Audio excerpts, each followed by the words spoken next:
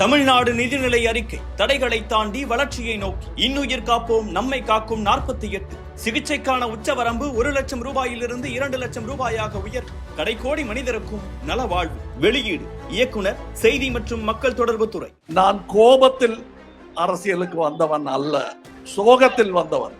முதல் ஒரு கேள்வி என்னை எல்லாரும் கேட்கறாங்க, என்னுடைய கட்சிக்காரர்களை கூட கேட்கறாங்க, நீங்க சினிமாவில் நடிக்க போறீங்களே, அப்ப முழு நேர அரசியல்வாதி இல்லைன்னு மற்றவங்க எல்லாம் சொல்றாங்களே. முழு நேர அரசியல்வாதி என்பவர் யார்?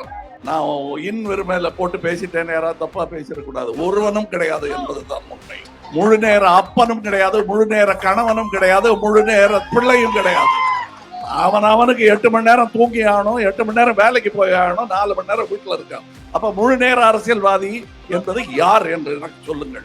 நான் எதற்காக சினிமாவில் நடிக்கிறேன் என்பதை நான் உங்களுக்கு சொல்லுகிறேன். என்னை இத்தனை வருடமாக இந்த வீடு, இன்னொரு வீடு, காரு, வசதி எல்லாம் கொடுத்து வைத்திருக்கிறீர்கள். நான் எதற்கு அரசியலுக்கு வர வேண்டும்? வந்தேன் என்றால் அதற்கு ஒரே காரணம், உங்கள் அன்புக்கு கைமாறு நான் இன்னும் செய்யவில்லை என்பதுதான். நான் வரி கட்டிட்டேன், சினிமாவில் நடிச்சிட்டேன், நீங்க கேட்ட டான்ஸ் எல்லாம் ஆடி காட்டிட்டேன், எனக்கு என்ன தெரியுமோ அதெல்லாம் செஞ்சு காட்டிட்டேன், ஆக என் கடமை முடிஞ்சதுன்னு நான் போக முடியாது. ஏனென்றால் நீங்கள் கொடுத்த அன்பு இன்னும் அப்படியே பாக்கி இருக்கு, அதுக்கு வட்டி கூட கொடுக்கல. நான் அதற்காகத்தான் நான் அரசியலில் வந்தேன். இங்கே நடக்கும் இந்த கூட்டம், இங்கே இதற்கு பிறகு கிடைக்க போகும் சிற்றுண்டி, இந்த கொடி, இந்த மேடை எல்லாமே நான் சம்பாதிச்சு வந்த காசுல இருந்து பண்ணேன். இது என்ன இவ்வளவு திமிரா பேசுறாரு? இந்த திமிரெல்லாம் எனக்கு பெரியார் கிட்ட இருந்து வந்தது. பெரியார் கிட்ட இதே மாதிரி கணக்கு கேட்ட போது, இன்னொருத்த காசை எடுத்து செலவு பண்றேன் தாண்டா கணக்கு கொடுக்கணும். அல்வா இவ்வளவு சாப்பிட்டேன், சிகரெட் இவ்வளவு பிடிச்சேங்கிற கணக்கெல்லாம் அவன் தான் கொடுக்கணும், இது ஏன் காசு அப்படின்னாரு. நீங்களே கிண்டல் அடிக்கிறீங்களேன்னா, ஆமா, நான் கோவையில் தோற்றேன் என்பது 1728 ஓட்டுகள் அல்ல. என்னுடைய தோல்வியாக நான் கருதுவது எது என்பதை சொல்லுகிறேன். 900 பேர் ஓட்டு போடலாங்க, 90,000 பேர் ஓட்டு போடலாங்க. இன்னும் சொல்ல போனா இந்தியாவிலேயே 40% ஓட்டு போட மாட்டேங்கிறாங்க. அவங்க எல்லாம் ஓட்டு போட்டாங்கன்னா எல்லாம் சரியாயிடும். நீங்க என்ன கேள்வி கேட்கறத விட்டுட்டு அவங்கள கேள்வி கேட்க. முழு நேர அரசியல்வாதியான்னு என்ன கேட்கறீங்களே, நீங்க முழு நேரம் என்ன? முழு நேர குடிமகன் கூட இல்ல, 40% ஓட்டு போடாம வீட்டுல உட்கார்ந்துருக்கீங்க. இன்னைக்கு விவசாயிகளுக்கு தமிழகம் செய்திருக்கக்கூடிய விஷயத்தில் ஒரு 10% கூட அந்த ஒன்றியம் செய்யவில்லை. நம்ம கொடுக்கிற ஒவ்வொரு ரூபாய்க்கும் 29 பைசா தான் திரும்பி வருது. ஆனா அதையே இன்னைக்கு சீட்டு நிறைய வச்சிருக்கிற MP, பீகார், UP சொல்ல முடியாது, அவங்களுக்கு 4 ரூபா கிடைக்கும். என்ன அரசியலுக்கு வர வைக்கிறது ரொம்ப கஷ்டம், நாங்க போக வைக்கிறது அதை விட கஷ்டம்.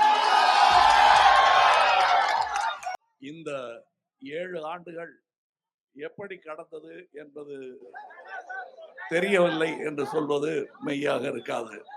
ஒவ்வொரு கணமும் எனக்கு புரிந்தது, தெரிந்தது. நம்முடைய ஏற்பாடு, நம்முடைய தயாரிப்பு எல்லாம் நம்முடைய நேர்மையும் உத்வேகமும் தான் என்பது எனக்கு புரிந்தது. மற்றபடி வேறு எதுவும் இல்லாமல் இந்த அரசியல் களத்தில் குதிக்கும் தைரியம் எனக்கு எப்படி வந்தது? இந்த மாடியிலிருந்து தான் வந்திருக்க வேண்டும் என்று நினைக்கிறேன். காரணம், நான் கோபத்தில் அரசியலுக்கு வந்தவன் அல்ல,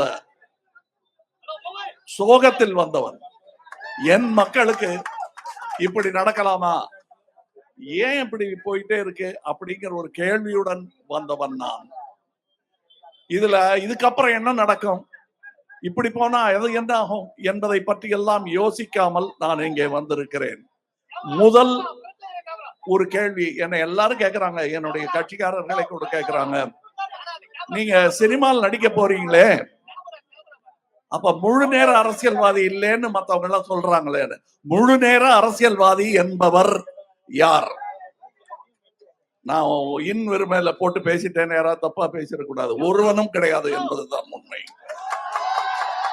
முழு நேர அப்பனும் கிடையாது, முழு நேர கணவனும் கிடையாது, முழு நேர பிள்ளையும் கிடையாது.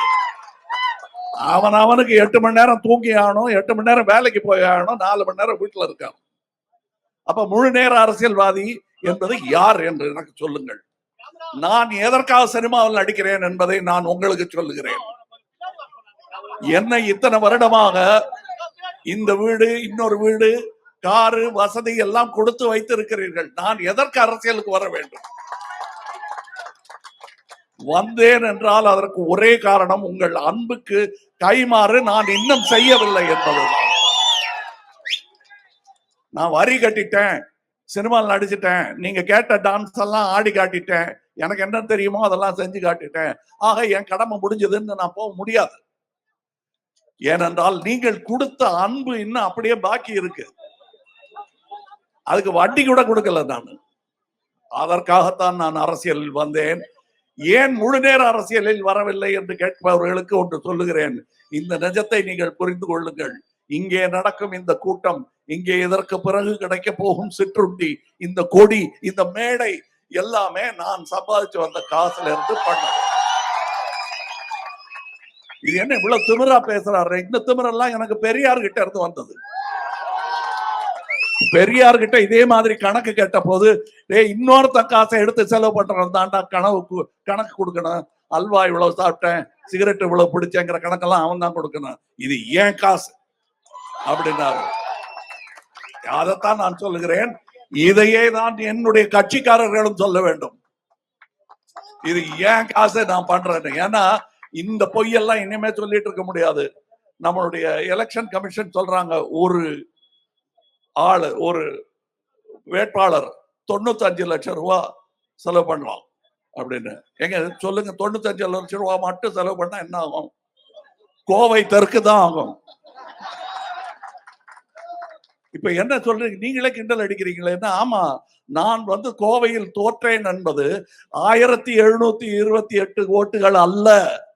என்னுடைய தோல்வியாக நான் கருதுவது எது என்பதை சொல்லுகிறேன். அதுதான் நமது தோல்வியும். 900 பேர் ஓட்டு போடலாங்க. 90,000 பேர் ஓட்டு போடலாங்க. 90,000 பேர் அந்த இடத்துல ஓட்டு போடல. இன்னும் சொல்ல போனா இந்தியாவிலேயே 40% ஓட்டு போட மாட்டேங்கிறாங்க. அவங்க எல்லாம் ஓட்டு போட்டாங்கன்னா எல்லாம் சரியாயிடும். நீங்க என்ன கேள்வி கேட்கறத விட்டுட்டு அவங்கள கேள்வி கேளுங்க. முழு நேர அரசியல்வாதியான்னு என்ன கேக்குறீங்களே, நீங்க முழு நேரம் என்ன? முழு நேர குடிமகன் கூட இல்ல. 40% ஓட்டு போடாம வீட்டுல உட்கார்ந்துருக்கீங்க. அப்ப 95 லட்சம் ரூபாய் மட்டுமே செலவு பண்ணக்கூடிய ஒரு நேர்மையானவன் ஜெயிக்கவே முடியாது. அதுக்கு காரணம் நீங்க தான் உங்க மேல குத்தத்தை போட்டுட்டு நான் இதோட நிறுத்திக்கிறதா இல்ல. என்ன அரசியலுக்கு வர வைக்கிறது ரொம்ப கஷ்டம், நாங்க போக வைக்கிறது அதை விட கஷ்டம்.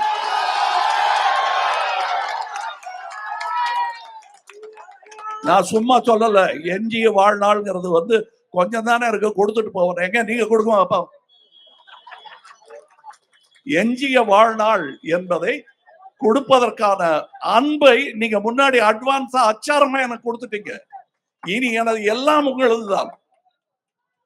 அப்படிப்பட்ட ஆளை நீங்க தூக்கி பிடித்தாக வேண்டும். அதற்கு வீட்டுல உட்கார்ந்து இருக்கீங்களே, அவங்க எல்லாம் கொஞ்சம் வெளியே வாங்க. வெளியே வந்தீங்கன்னா இவ்வளவு செலவு பண்ண வேணாம். என்கிட்ட செலவு பண்றதுக்கு நீங்க எவ்வளவு கோடி கொடுக்குறீங்களோ அந்த கோடி தானே என்கிட்ட இருக்கும். உங்ககிட்ட இருந்து திருடினாதான் 1000 கோடி எல்லாம் கிடைக்கும். நான் அதுக்கு வரல. ஆனால் ஒன்று சொல்வேன், என்னுடைய அரசியல் பயணம் என்பது ஆரம்பித்து விட்டது. அதுல எந்த மாற்றமும் கிடையாது. இது தொடர்ந்து அழுத்தமாக நடைபோட்டு கொண்டே இருப்பேன். இந்த அரசியல் வேறு. நீங்க எங்களுக்கு சைட்ல இருந்து பிரஷர் வருது, பியர் பிரஷர் என்று ஆங்கிலத்தில் சொல்வார்கள். எங்க சக அரசியல்வாதிகள்லாம் கேட்கிற கேள்விகளுக்கு இங்க பதில் சொல்ல முடியல. நான் சொல்றேன், நீங்கள் சக அரசியல்வாதி என்று நினைப்பவர்கள் அரசியல் சம்பந்தப்பட்டவர்களே அல்ல, வியாபாரிகள் அவர்கள். அவங்கள பார்த்து ஆசைப்படாதீங்க. நீங்க இது வேறு அரசியல். இந்த அரசியல்ல கொடுத்தா என்ன கிடைக்குங்கிற வியாபார வர்த்தகம் கிடையாது. ஏற்கனவே பெற்று விட்டேன், பெற்றதற்கான வட்டியை நான் செலுத்துகிறேன் என்று நினைத்தால்தான் இந்த இடத்துல அரசியலுக்கு வர முடியும். அப்படின்னா இதுல ஒன்னும் தேராதா? தேரும். நாளைய சமுதாயத்துக்கு தேரும். உனக்கு வேணும்னு வந்தேன்னா உனக்கு அவங்களுக்கு வித்தியாசம் கிடையாது. ஆக இந்த கொள்ளை கூட்டத்தில் நாமளும் தீவெட்டி பிடிச்சிட்டு போறதுக்கு ஆசைப்படாதீங்க. இதை மாற்றுவதற்காக வந்தவர்கள் நாம். கஷ்டமான வேலை தான். இதில் அவமானங்கள் நிறைய படத்தான் வேண்டி வரும். இன்றைக்கு முக்கியமாக தேசத்தின் குடி உரிமைங்கிற விஷயமே ஆட்டம் கண்டிருக்கும் பொழுது கட்சி வரைகோடுகள் இவையெல்லாம் இரண்டாம் பட்சம், தேசம்தான் முதல். ஒரு ஆர்டர்ல பார்த்தோம்னா எது முதல்ல, எது ரெண்டாவது, எது மூணாவதுன்னு பார்த்தோம்னா முதல்ல தேசம், பிற்பாடு என் தமிழ்நாடு, பிற்பாடு தான் மொழி. நம்ம இதுல கன்ஃபியூஸ் ஆயிட்டோம்னா மொழியை பேசிட்டு இருந்தோம்னா அதை காட்டி அல்வா கொடுக்குற மாதிரி அதை காட்டி பாக்கி ரெண்டையும் கழிச்சிருவாங்க. இன்னைக்கு விவசாயிகளுக்கு வந்து தமிழகம் செய்திருக்கக்கூடிய விஷயத்தில் ஒரு 10% கூட அங்க ஒன்றியம் செய்யவில்லை. இன்னும் சொல்ல போனா அவங்க வரும்போது ஒரு எப்படி நாட்டை படையெடுக்க வரும் எதிரி படைக்கு என்னென்ன வரவேற்பு உண்டோ அத்தனையும் அங்கே விவசாயிகளுக்கு கிடைத்துக் கொண்டிருக்கிறது. டெல்லியில் ஆணி படுக்கை போட்டு வச்சிருக்காங்க அவங்க வந்தா படுக்கிறதுக்கு, நடக்கிறதுக்கு. அதே நேரத்தில் இங்கே நாம் விவசாயிகளை மதித்துக் கொண்டிருக்கிறோம். இந்த வித்தியாசம் தெள்ள தெளிவாக அண்ணா காலத்திலிருந்து தெரிந்து கொண்டே இருக்கிறது. அண்ணா அவர்கள் சொன்னார்கள், நாங்கள் எங்கள் கோரிக்கையை பின்வாங்குகிறோம், ஆனால் அதற்கான காரணம் இன்னும் அப்படியே இருக்கிறது என்று. அவர் சொன்ன அந்த காரணம் இன்னும் அப்படியே இருக்கிறது.